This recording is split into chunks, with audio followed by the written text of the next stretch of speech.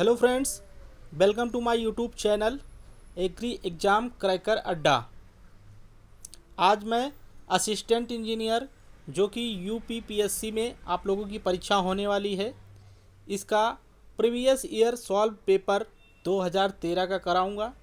इसके 4 पार्ट मैंने अपने चैनल पर अपलोड कर दिया है और आज 5वां पार्ट है और पेपर फर्स्ट आज ख़त्म हो जाएगा। तो इस 5वें पार्ट के डिस्क्रिप्शन में मैं चारों पार्ट का लिंक डाल दूंगा। आप लोग एक साथ 180 प्रश्न का आंसर जान सकते हैं और इस पर जो ये क्वेश्चन दिया है इसका भी आंसर इसी मिल जाएगा। तो ये टॉप 40 प्रश्न इसमें आएंगे जो कि बहुत ही महत्वपूर्ण है आप लोगों के लिए। तो एक भी क्वेश्चन स्किप मत करिए, पूरा वीडियो लास्ट तक देखिए और बने रहिए एग्री एग्ज़ाम क्रैकर अड्डा के साथ। चैनल को बिल्कुल सब्सक्राइब करते हुए नोटिफिकेशन बेल ऑन करना ना भूलें। तो चलिए मित्रों, स्टार्ट करते हैं। प्रश्न है मित्रों कि ब्राइन घोल है। ऑप्शन है जल में नमक, जल में शर्करा तथा मैग्नीशियम क्लोराइड का, जल में कैल्शियम क्लोराइड का। तो ब्राइन घोल मित्रों ऑप्शन ए बिल्कुल राइट होगा, जल में नमक का घोल। नेक्स्ट प्रश्न है कि चावल की पॉलिशिंग में निम्न कार्य किया जाता है। ब्राउन चावल की ऊपरी सतह पर कोटिंग की जाती है, ब्राउन चावल से ब्रान की तह निकाली जाती है, स्टार्च की एक तह निकाली जाती है या केवल छिलका हस्क निकाला जाता है। तो आप लोगों को पता होना चाहिए कि पॉलिशिंग के लिए आपका सिर्फ ब्राउन चावल से ब्रान की तह निकाला जाती है। ऑप्शन बी बिल्कुल राइट होगा। नेक्स्ट प्रश्न है बहुत ही महत्वपूर्ण कि ताप द्वारा सूक्ष्म जीवों के विनाश को कैसे दर्शाया जाता है। यदि n बराबर किसी समय उपस्थित जीव, n 0 बराबर प्रारंभ में उपस्थित जीव, t के बराबर स्थिरांक। तो किस विधि से ये निकाला जाएगा, इसमें से राइट आंसर कौन सा होगा? तो इसमें है ऑप्शन डी होगा कि उपरोक्त में से कोई नहीं। चलिए नेक्स्ट प्रश्न है आपका 144 कि विभिन्न क्वथन ताप यानी बॉइलिंग रखने वाले द्रवों को किस विधि से अलग किया जाता है। तो इसका राइट आंसर होगा ऑप्शन बी, आंशिक आसवन द्वारा। द्युधातु थर्मामीटर किस तापमान सीमा के लिए उपयोग किए जाते हैं? बहुत ही महत्वपूर्ण है। इसका राइट आंसर होगा ऑप्शन सी, 538 सेल्सियस से 185 सेल्सियस। नेक्स्ट है कि तरल पदार्थ इमल्सन के प्रकार हैं, दूध, जल, गन्ने का रस या तेल। तो 146 का राइट आंसर है ऑप्शन ए, दूध। चलिए नेक्स्ट प्रश्न है कि आवश्यकता ढाल कोण विश्वसनीय द्रव्यमान प्रवाह प्राप्त करने के लिए है 30 डिग्री से 40 डिग्री, 40 से 50 डिग्री या 60 से 70 डिग्री।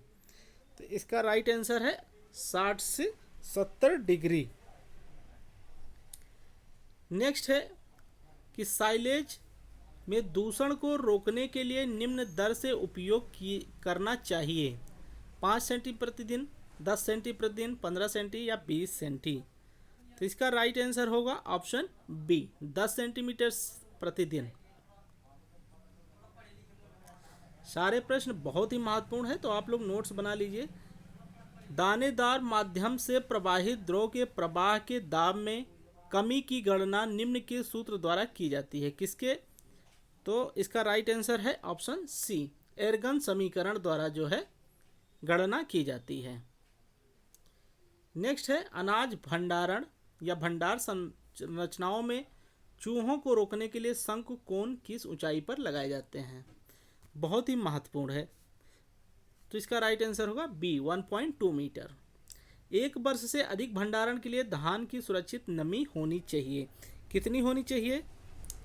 12% होनी चाहिए। नेक्स्ट है गेहूं के दानों के लिए रिपोज कोण होता है, बहुत ही महत्वपूर्ण प्रश्न है। तो इसका राइट आंसर है 23 से 28 डिग्री। नेक्स्ट है शीत भंडारण में सेब को निम्न समय तक सुरक्षित रख सकते हैं, कितने समय तक? 5 महीने तक। ऑप्शन ए बिल्कुल राइट है। नेक्स्ट है फ्राउड संख्या किसके बीच का अनुपात है? तो फ्राउड संख्या किसके बीच का अनुपात है? इसका राइट आंसर है आपका जड़त्व बल एवं गुरुत्व बल के। ऑप्शन बी बिल्कुल राइट होगा। नेक्स्ट प्रश्न है, यंत्र की ऊंचाई विधि का प्रयोग क्या ज्ञात करने के लिए किया जाता है? तो इसका राइट आंसर होगा ऑप्शन ए, समानित बल। नेक्स्ट है, पंप में प्राइमिंग फेल होने का कारण हो सकता है। क्या हो सकता है? तो ये सारे कारण हैं, चूसर लाइन अथवा पंप में लीकेज, फुट वाल्व का लीक होना, रोटरी शेफ्ट सील का लीक होना। नेक्स्ट है, फैलाव वाली फुटिंग वह है जो निम्न को सहयोग करती है। किसको सहयोग करती है? इसका राइट आंसर है दीवार तथा स्तंभ को। ऑप्शन ए बिल्कुल राइट होगा। नेक्स्ट है, डायरेक्ट रेंजिंग सर्वेक्षण किया जाता है। कब किया जाता है? तो इसका राइट आंसर है ऑप्शन बी, जब सर्वे के दोनों सिरे आपस में स्पष्ट दिखाई दें तब किया जाता है। रिसाव बल की दिशा होती है, तो रिसाव बल की दिशा किस तरफ होती है? तो बहाव की दिशा में होती है। सी राइट होगा। नेक्स्ट है, रोटरी एवं गायरेटरी जाली का आकार आमतौर पर होता है। किस प्रकार का होता है? तो वृत्तीय एवं चौकोड़ीय। ऑप्शन बी बिल्कुल राइट होगा। एक आर्किमिडीयन स्क्रू प्रयोग किया जाता है, तो इसका राइट आंसर होगा सी, पानी उठाने के लिए। ऑप्शन सी बिल्कुल राइट है। नेक्स्ट है, किसी दिए गए अनुप्रस्थ काट के लिए द्रव्यीय त्रिज्या बढ़ेगी। कब बढ़ेगी? जब शिशिक्त परिमाप के घटने पर। नेक्स्ट है, कोहिनी जोड़ों का इस्तेमाल आमतौर पर निम्न के लिए किया जाता है। किसके लिए किया जाता है? तो दबाव में कमी के लिए। नेक्स्ट है, सर्वेक्षण में किस क्षेत्रफल से अधिक होने पर पृथ्वी की वक्रता को ध्यान में रखा जाता है? तो इसका राइट आंसर है option C, 250 kilometre square. Next है, एक वेंचुरी मीटर में थ्रोट में अलगाव की प्रवृत्ति से बचने के लिए थ्रोट के व्यास और पाइप के व्यास का अनुपात होना चाहिए। तो 1/4 से 1/3 होना चाहिए। ऑप्शन सी बिल्कुल राइट होगा। नेक्स्ट है कि निम्न में से कौन सा अपकेंद्री पंप का गुणधर्म नहीं है? किसका नहीं है? ऑप्शन ए, इसकी क्षमता चाल की व्युत्क्रमानुपाती होती है, ये नहीं है। नेक्स्ट है, पंप चल रहा है लेकिन पानी नहीं निकल रहा है, संभावित कारण होंगे। क्या संभावित कारण हो सकते हैं इसके? इसका राइट आंसर होगा डी, उपरोक्त सभी। पंप शीर्ष बहुत अधिक है, ड्राइवर का घुमाव ठीक नहीं है, पंप की चाल बहुत कम है। तो इसका राइट आंसर होगा ऑप्शन डी। नेक्स्ट है, क्यूरिंग के कितने दिनों बाद कंक्रीट में पूरी शक्ति का लगभग 90% प्राप्त होता है? तो इसका राइट आंसर होगा डी, 28 दिनों बाद। नेक्स्ट है, 100 लिंक और 100 फीट लंबाई वाली चेन को कहते हैं। क्या कहते हैं? तो इसका राइट आंसर है option B, engineers chain. Next है, वह सर्वेक्षण जिसमें पृथ्वी की वक्रता का ध्यान रखा जाता है उसे कहते हैं।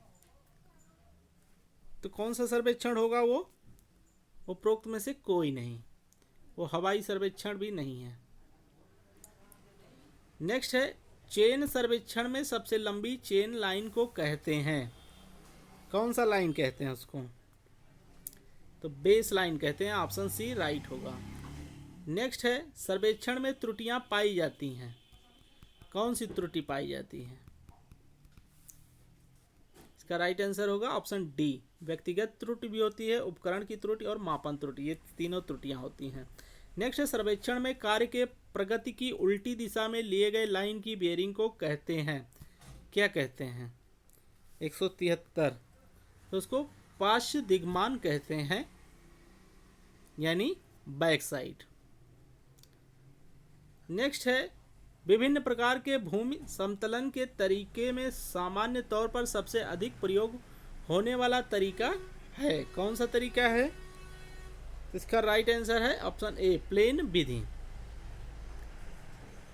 चलिए नेक्स्ट प्रश्न है कि भूमि के समतलन में खुदी हुई मिट्टी के आयतन की गणना निम्न में से किस विधि द्वारा की जाती है? तो इसका राइट आंसर होगा ऑप्शन डी, ए और बी, यानी ट्रेपेजॉइडल नियम से और प्रिज्माडल विधि से भी किया जाता है। नेक्स्ट है, भूमि समतलन में मिट्टी के कार्य की अनुमित गहराई जो कि प्रयोग की जा सकती है वह है कितना? इसका राइट आंसर है ±3 सेंटीमीटर। नेक्स्ट है, ऑरिफिस मीटर का प्रयोग किया जाता है, किसके लिए किया जाता है?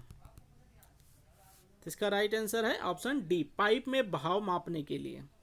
नेक्स्ट है, एक पंप द्वारा वह गहराई जहां से द्रव को ऊपर लाया जाता है उसे कहते हैं, क्या कहते हैं उसको? इसका राइट आंसर है ऑप्शन ए, चूषण शीर्ष। नेक्स्ट है, एक पंप की विशिष्ट गति NC, निस्सरण Q, शीर्ष H और गति N के संबंध होंगे, क्या संबंध होंगे इसके? तो इसका राइट आंसर है ऑप्शन डी, NS = N√Q/H/3।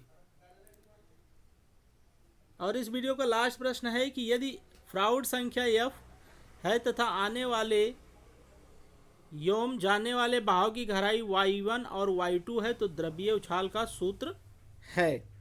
इसका राइट आंसर है V, y2/y1 = 1/2 कोष्टक में √1 + 8 f² - 1। ये फार्मूला आप लोगों को याद करना होगा। तो ये रहे मित्रों बहुत ही महत्वपूर्ण एग्रीकल्चर इंजीनियरिंग के लिए टॉप 40 मोस्ट इंपॉर्टेंट परीक्षा उपयोगी प्रश्न। अगर वीडियो अच्छा लगे तो लाइक ज़रूर करिएगा और अपने मित्रों के साथ भी शेयर करिएगा।